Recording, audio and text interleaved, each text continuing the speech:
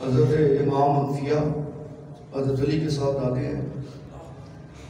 آپ نے اپنے والد ماجد سے بڑا قیمتی سوال عرض کیا، یا حضرت امام الانبیاء کے بعد امت مصطفیٰ میں سب سے زیادہ فضیلت کا مرتبہ کس کا ہے؟ کس کا ہے؟ کتنا قیمتی سوال. میرے اور آپ کی رائے کا دخل نہیں ہے. صاحب دادا کو معلوم ہے حضرت علی مشکل کشا کا مرتبہ کیا ہے، جس کے متعلق زبان مصطفیٰ نے ارشاد فرمایا انا مدینہ العلم وعلی بابوہا، میں علم کا شہر اور میرا علی اس کا دروازہ ہے. اور شان کیا ہے، مرتبہ کیا ہے، مان کن تو مولا ہو فعلی مولا، اور جس کا میں مولا میرا علی بھی اس کا مولا ہے. صاحب دادا نے سوال کیا، یا حضرت آقا کو عالم کے بعد امت مصطفیٰ میں سب سے بڑا فضیلت کا مرتبہ کس کا ہے؟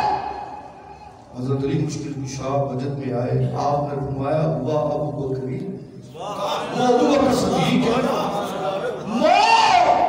وہ ابو بکر صدیق ہے. میں جنمی کتوں کو کہہ دینا چاہتا ہوں، صاحب اپنی زبانوں کو بند رکھو.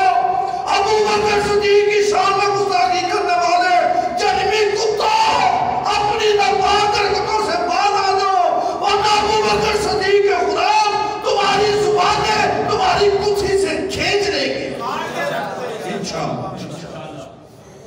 ساؤتھ کراچی میں چند دن پہلے، محرم میں بھی سانحہ ہوا، چند دن پہلے کراچی میں پھر سانحہ ہوا. ایک کتا ابو بکر صدیق کی شان میں اس نے بھونکا. اور میں حکومت کے ذمہ داران،